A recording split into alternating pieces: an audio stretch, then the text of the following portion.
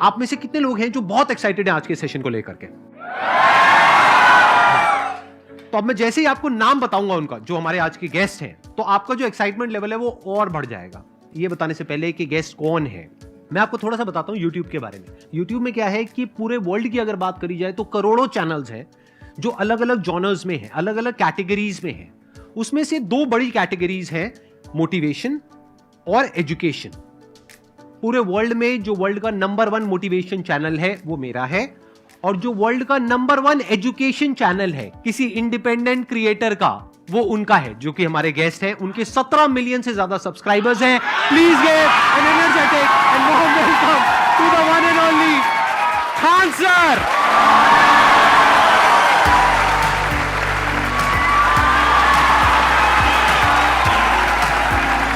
क्या हाल चाल जी, कैसे हैं आप?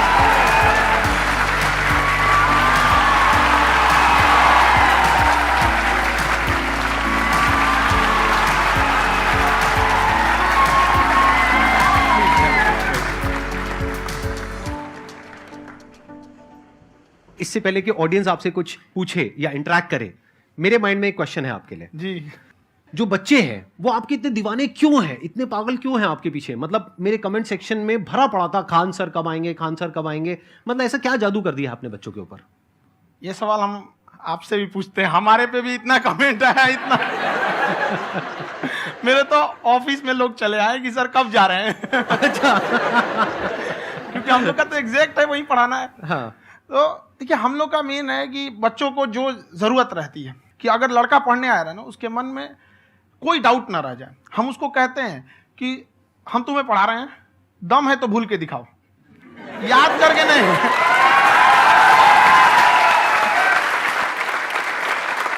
प्लस आप जिस प्राइस पॉइंट पे पढ़ा रहे हैं, आई थिंक वो सबसे कम है, वो बहुत ही कम है। सर, ये जो फीस का कल्चर है, ये हमारा इंडियन कल्चर नहीं है। हमारा इंडियन कल्चर गुरु दक्षिणा है, उस हिसाब से वो सही है।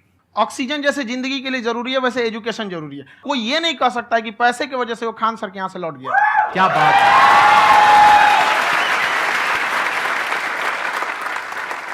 मैंने देखा कि आपका ये जो चैनल है कि ये पिछले 3 साल के अंदर अंदर ही ग्रो किया है। हमको जब चैनल शुरू हुआ तो एक दिन में हम 4-5 वीडियो बनाए।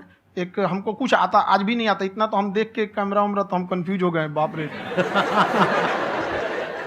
तो हम एक ही दिन में वीडियो शूट किया, पढ़ाने वाला टॉपिक था हमको। उसके बाद कभी वीडियो ही नहीं, 6-7 वीडियो एक ही बार शूट कर लिए। और एक जो थे जिनका कैमरा वगैरह था, मेरे पास कैमरे भी नहीं थे उस टाइम, और कैमरा 35,000 का था, तो 6 महीना इसी में लग गया। जो 35,000 इसी में फंस जाएगा। तो उनके कैमरे से शूट किए, उन्होंने कोई चार्ज लिया, उसके बाद हम छोड़ ही दिए। लॉकडाउन लगा, तब हम कहें आप कैसे पढ़ाएंगे, वो तो 1 दिन 2 दिन करते करते अचानक लंबा हो गया। तब हमको याद आया कि ओहो, मेरा एक चैनल भी है वहाँ पे। तो उस समय उस पर लगभग 30,000 सब्सक्राइबर हो चुके थे।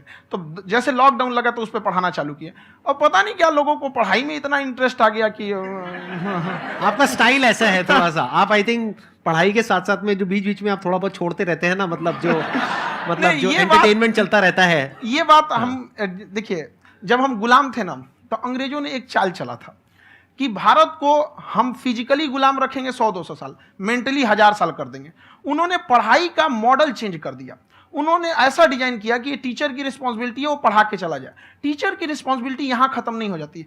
पढ़ाना तो कोई भी पढ़ा, टीचर की इससे बड़ी रिस्पॉन्सिबिलिटी होती है उसे समझाना। वो समझा कि नहीं समझा। अगर लड़का आपके समझाने के बाद डाउट रह गया तो ये आपकी गलती है। लड़का हमसे पूछता है, सर इतनी भीड़ है आपके पास, तो कहते सर डाउट कैसे पूछेंगे? हम कह रहे यार, तुम्हारा डाउट बचेगा तब ना पूछेगा तुम डाउट यहाँ पे।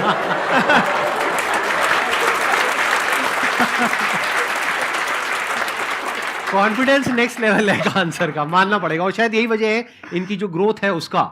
किसी ने शायद सपने में भी नहीं सोचा होगा कि पिछले 2 साल के अंदर अंदर जो आपके चैनल की ग्रोथ हुई है, जैसे आप खुद ही बता रहे हैं कि लॉकडाउन के टाइम पे आपके 30,000 के करीब सब्सक्राइबर्स थे, आज की डेट में 17 मिलियन है। और मेरा एक क्वेश्चन और है, इससे पहले कि ऑडियंस में से आपसे कोई क्वेश्चन पूछे, कि कई बार आप ऐसे भी टॉपिक्स टच करते हैं जो थोड़े से कंट्रोवर्शियल हैं या थोड़े से सेंसिटिव हैं, जिसके ऊपर बात करने की हिम्मत आई थिंक बहुत ही कम लोगों में है। तो आपको कभी ये नहीं लगता है कि कहीं ज्यादा तो नहीं हो रहा है, इसको थोड़ा रोक देते हैं, थोड़ा कम कर देते हैं? क्योंकि कोई लाइन ही नहीं है वैसे तो बोलने को, तो आप कुछ भी बोल दो, कितना भी बोल दो। हुई है कंट्रोवर्सी बहुत बार। एक्चुअली बचपन से हमको फौज में जाना था, और फौज वालों के लिए ये सब मायने नहीं रखता। उसको करना है मतलब करना है, तुम सामने कुछ भी रहो, डजंट मैटर।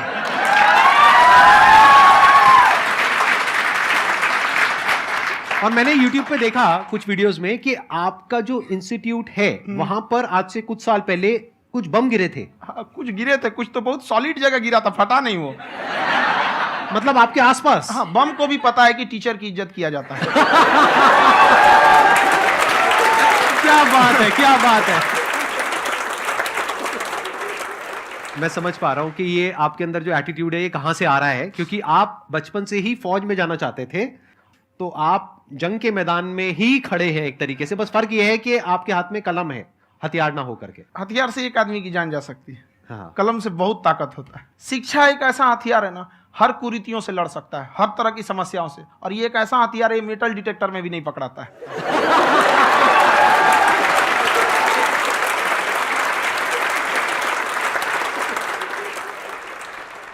मेरा क्वेश्चन ये है कि अभी प्राइवेट ऑर्गेनाइजेशंस में पीटने का, पनिशमेंट का ये सिस्टम जो है खत्म हो गया है। हम आपके वीडियो में देखे हैं सर कि आप एक बड़ा सा रोल रखे रहते हैं, पुलिस है ना? वाला लाठी है वो, पुलिस वाला लाठी है, और स्टेज पे बुला के बच्चों को उसी से धुनाई शुरू कर देते हैं मस्त एकदम से, है ना? तो सर मतलब कि बच्चे मतलब कि डरते नहीं हैं आपसे, और इस तरीके से कैसे कनेक्टेड हैं आपसे, है ना? और एक और क्वेश्चन सर, यूपीएससी का जो आप अपना बैच स्टार्ट करने वाले हैं, ठीक है, उसके बारे में बताइए सर, क्योंकि मुझे मतलब कुछ इशू करना है सर, ठीक है? और संदीप सर को देख लिए, मेरा तो वैसे ही हो जाना है।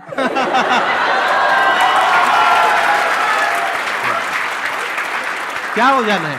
मेरा पूरा कंप्लीट करो। I'll be an IAS officer next year because I have seen you, sir. My day is like complete, sir. All the best. Thank you so much, sir. Thank you. पूरा बोला करो। हाँ। Thank you. देखिए, लड़कों को जहां तक पीटने की बात है, जब पढ़ाने की बात आएगी तो उसको हम पूरे बेहतरीन ढंग से पढ़ाएंगे। लेकिन जब सजा देने की बात आएगी ना, तो वो भी बेहतरीन ढंग से होगा। ऐसा थोड़ी होगा कि बस एक ही चीज बेहतरीन ढंग से होगा। और डर का होना बहुत जरूरी है। ये डर भी अपने आप में एक मोटिवेशन है, क्योंकि जब आपके अंदर एक थोड़ा सा डर रहे ना, तो डर के भागिए मत। एक ऐसा डर जिसको आप लगे कि नहीं नहीं थोड़ा सा और करने की जरूरत है, फिर तो ये हम इसको क्रॉस कर जाएंगे यहाँ पर। तो लड़कों के अंदर ये डर बनाना भी जरूरी रहता है। और रही बात यूपीएससी वाले की, जो आपने बोला, बहुत सारे लड़के वेट कर रहे हैं यूपीएससी की, क्योंकि 2-2.5 लाख फीस सारे लोग एफोर्ड नहीं कर सकते। और हमारा वही रहता है, हम तो ज्यादातर हमारे स्टूडेंट देखेंगे तो किसी के रिक्शा वाला, सब्जी वाला, यही लोग, इनको तो 2.5 लाख रुपया, इनके पास पूरी संपत्ति नहीं होती है, फीस कहाँ से भरेंगे वहां पे, उसके बाद रहेंगे कहाँ से? तो ऑल ओवर इंडिया से, कश्मीर से कन्याकुमारी तक, गरीब से गरीब भी लड़का उसको पढ़ सकता है। यही कुछ 1000 रुपये मंथली, 12-14 हजार साल का पड़ेगा, खत्म हो जाएगा इतना में।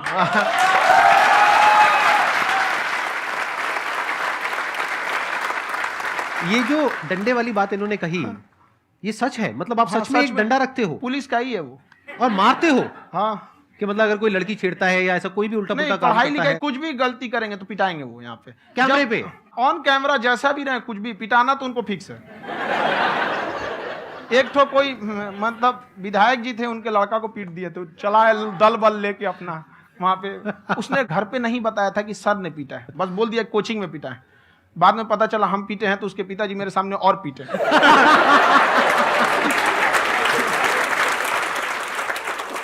सर आपका सबसे बड़ा डर क्या है, आप दोनों का? फौजी को डरे नहीं लगता है, बाकी अफसर से पूछिए। आज के सेशन से पहले कोई डर नहीं था, लेकिन अब मुझे इनकी डंडे वाली कहानियां सुन करके डर लग रहा है कि कहीं मैंने गलती से कुछ बोल दिया अरे ऐसा और नहीं। इन्होंने कहीं पीछे कुछ रखा हुआ है, और यही आ करके अगर इन्होंने मेरी पिटाई कर दी तो बहुत बुरा हो जाएगा। तो इसलिए हमको थोड़ा डर लग रहा है।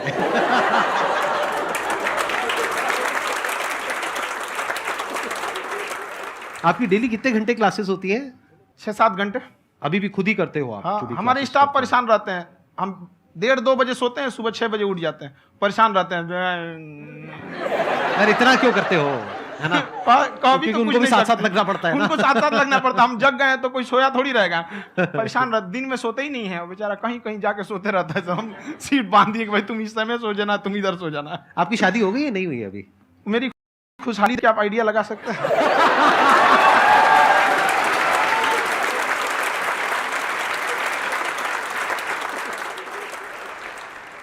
First of all I would like to say sir thank you so much to you and to your team कि आपने मुझे यहाँ आने का मौका दिया। एंड सर अब तक मैंने आपको सिर्फ फ़ोन या लैपटॉप में ही देखा है दोनों को, आज फर्स्ट टाइम लाइव देख रही हूँ तो बहुत अच्छा लग रहा है। तो मेरा क्वेश्चन ये है सर आपसे जब हम लाइफ में कोई डिसीज़न लेते हैं कि हमें ये पर्टिकुलर चीज़ करनी है, और क्योंकि हम डिसीज़न लेते हैं तो हमारी आदत है कि पहले हम 4 लोगों से पूछते हैं कि तू बता तेरी क्या राय है, तू बता तेरी क्या राय है। तो उनमें से अगर कोई हमें कह देता है कि ये बेकार डिसीज़न है मत कर, तो हमारा माइंड कहीं ना कहीं डाइवर्ट होने लगता है और उसकी वजह से हम अपना डिसीज़न चेंज कर देते हैं। तो मेरा क्वेश्चन ये है कि कैसे हम अपने डिसीज़न पे स्टिक रहे, कैसे हम जो दूसरे के ओपिनियन है उनको अफेक्ट ना होने दें अपने ऊपर। दूसरे से सलाह लेने से पहले एक बार खुद उस पर रिसर्च कर लेना चाहिए, ताकि आप सामने वाला क्या सलाह दे रहा है आपको समझ में आना चाहिए। यहाँ पर ऐसा नहीं है कि कई बार ऐसे होते हैं कि दूसरे वाले को एक्सपीरियंस होता है, तो अगर आपको पहले से आइडिया है, उसके बारे में आप बेहतरीन ढंग से रिसर्च किए हैं कि क्या इसमें प्लस पॉइंट है क्या निगेटिव है, उसके बाद आप किसी से सलाह लेने जाइए। ये नहीं कि मन में सीधा बता गड़बड़ा जाएगा। तो वहाँ पर पहले आपको R&D करना पड़ता है, समझ में आया कि नहीं। और जिंदगी हो या गाड़ी, जीतेगा वही जो टाइम पे गियर चेंज कर रहा है। तो डिसीजन चेंज करना बहुत ज़्यादा गलत नहीं है।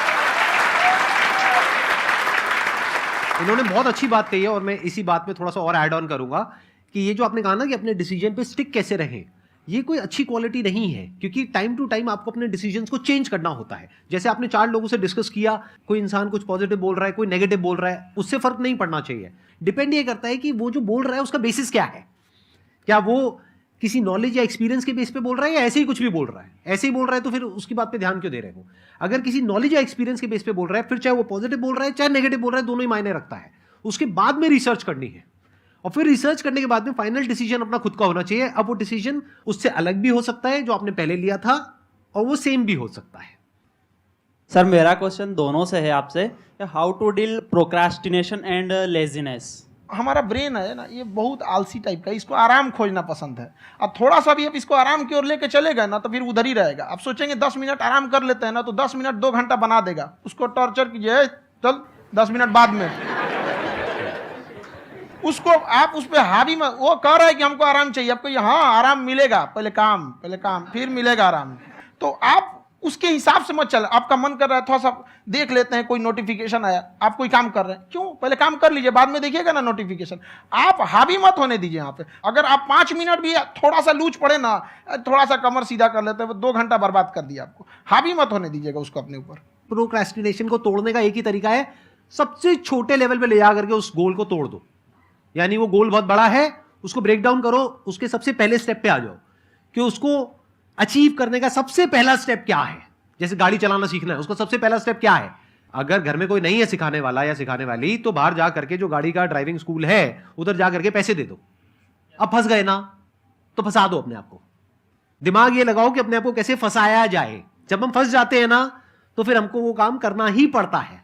Then there is no looking back. जब तक आप सोच रहे हो तब तक सोच रहे हो, उसको बोलते हैं पैरालिसिस ऑफ एनालिसिस, कि आप सोचते चले जा रहे हो अपने माइंड में, मैं ये करूंगा वो करूंगा वो करूंगा वो करूंगा, और प्रोक्रेस्टिनेट हो रहा है, वो चीज टलती चली जा रही है। तो उसको छोटे से छोटे लेवल पे ब्रेक डाउन करके उसको कर दो, दैट इज नंबर 1। और जैसे ही करना शुरू करते हो, कोशिश करो कि उसको जब तक कि आप सही से नहीं कर लेते हो उसको छोड़ना नहीं है, तो आपकी लेजीनेस भी खत्म हो जाएगी। कई लोगों को तो हमने देखा है जो सप्ताह में कुछ भी नहीं करता, वो भी संडे को आराम कर रहा है।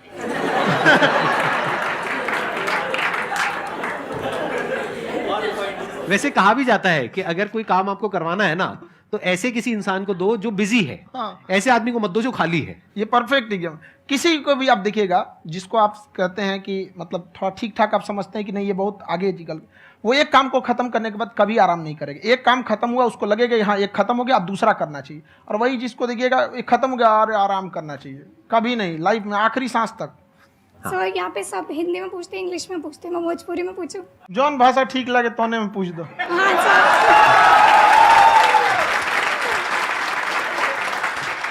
सर ये पूछे के चाहते नहीं कि जैसे हमने के पढ़ाई करे नहीं सर, तो कभी कभी डेली टारगेट्स जो होला वो कंप्लीट ना होला।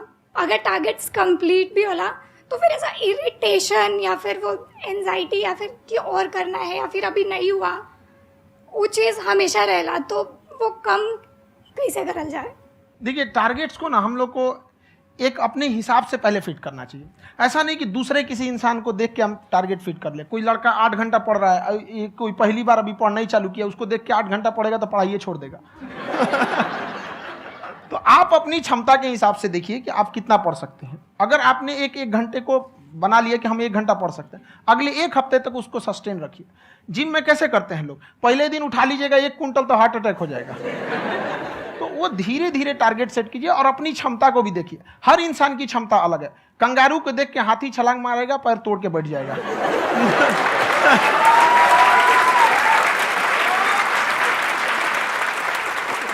अब संदीप सर का मोटिवेशन देख के इसका मतलब क्या कि ट्रेन के आगे खड़ा हो जाएंगे, ढकेल देंगे तुमको। हालांकि ऐसा कर देते हैं, लेकिन ऐसा करिएगा लोग नहीं, क्षमता पता होना चाहिए।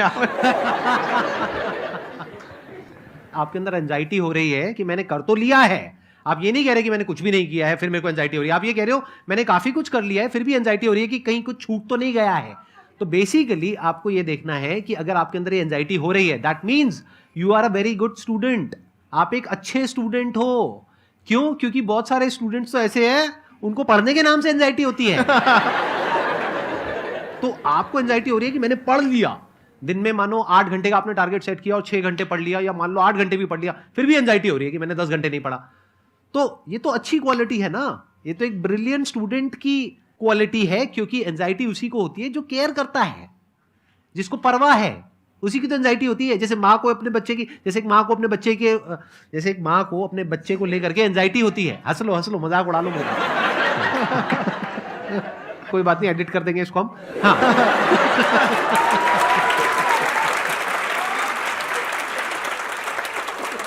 जैसे एक माँ है, उसको अपने बच्चे को लेकर के एंजाइटी होती है, थोड़ी सी भी तबीयत खराब हो जाए उसको एंजाइटी होती है, चाहे बच्चा ठीक भी है, डॉक्टर को नहीं होती है। क्यों? क्योंकि माँ को उस बच्चे से प्यार है। तो दैट मीन्स कि आप अपनी पढ़ाई को लेकर के सीरियस हो, इस वजह से आपके अंदर एंजाइटी हो रही है, विच इज नॉर्मल। जहां पर प्यार मोहब्बत होती है वहां पर थोड़ी बहुत एंजाइटी तो होती ही है ना। समझ रहे हो ना मैं क्या कहना चाह रहा हूं? आप लोग समझ रहे हो ना मैं कहां जा रहा हूं? जब वो किसी और से बात करती है तो एंजाइटी होती है ना।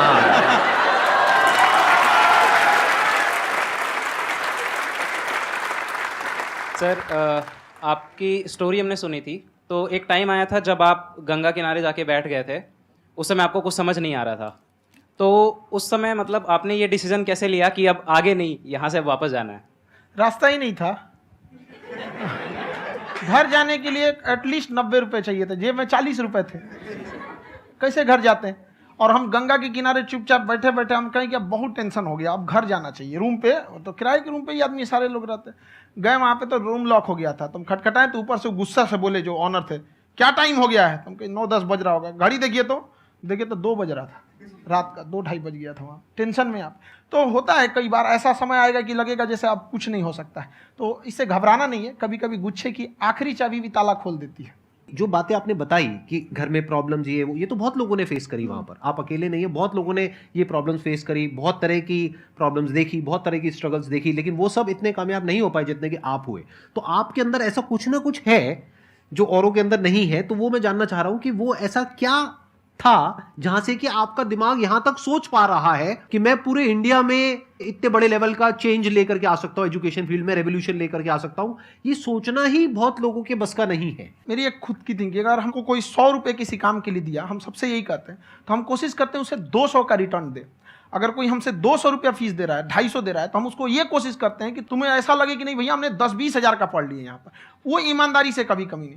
और हमेशा अगर हम प्रॉमिस एक्स का करते हैं तो डिलीवर 4x करना चाहते हैं। ध्यान से सुनना और ध्यान से समझना इस फर्क को। अगर आप समझ पाए तो बहुत आगे जाओगे लाइफ में।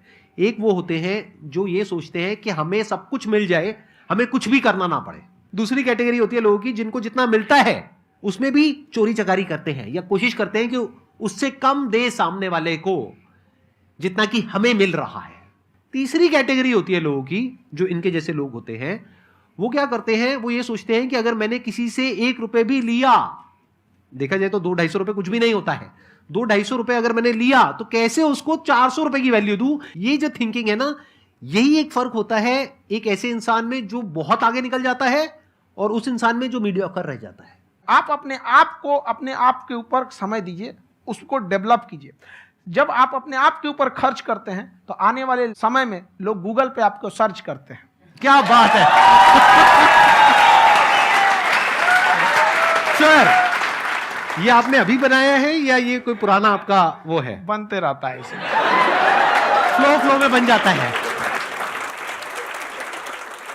आपके अंदर ना सर एक कवि छुपा हुआ है कहीं ना कहीं जो बाहर आना चाहता है। कभी ना कभी आपने सोचा होगा कुछ।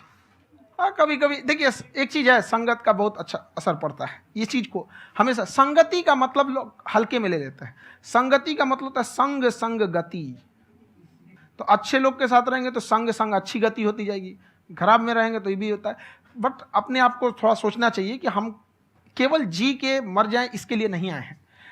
लोग कहते हैं कि सर नाम क्यों नहीं बताते अपना। हमारी एक ही सोच है कि जाने के बाद इस दुनिया से हमको मतलब एक चीज देना चाहते हैं स्टूडेंट्स को, कि वो याद करें कि इस पैसे की भाग दौड़ की दुनिया में हर कोई दोनों हाथ से लूटने में लगा है, खाली हाथ जाने के लिए ये सबको लगा है। तो हर कोई को ये सोचना चाहिए कि था कोई इंसान जो इतने कम फीस में इतनी शिक्षा जो महंगी थी, जो कमाने का रास्ता था, उसको भी एकदम कंपटीशन इतना कर दिया कि अब लोगों को अपनी फीस बढ़ाने में डर लगता है कि अरे यार, लड़का कमेंट करता है कि खान सर इतना ले रहे हैं आप, बहुत बड़ा टीचर हो गए।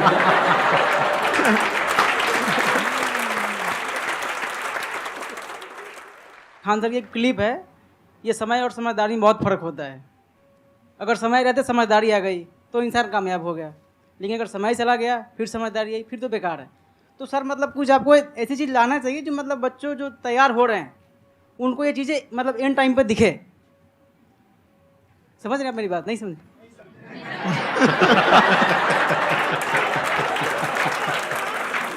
यही होता है सर, सर का मोटिवेशन ज्यादा हो जाता है।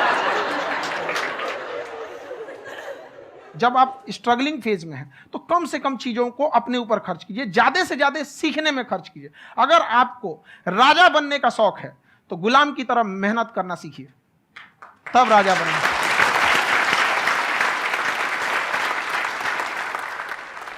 ये दुख, ये दर्द, ये सब तेरे अंदर है। तू अपने बनाए इस पिजड़े से बाहर निकल के देख, तू अपने आप में एक सिकंदर है।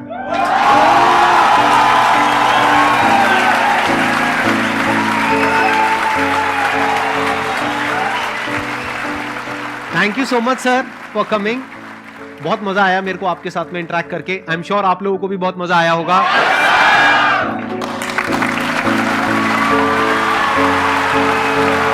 Thank you so much ji.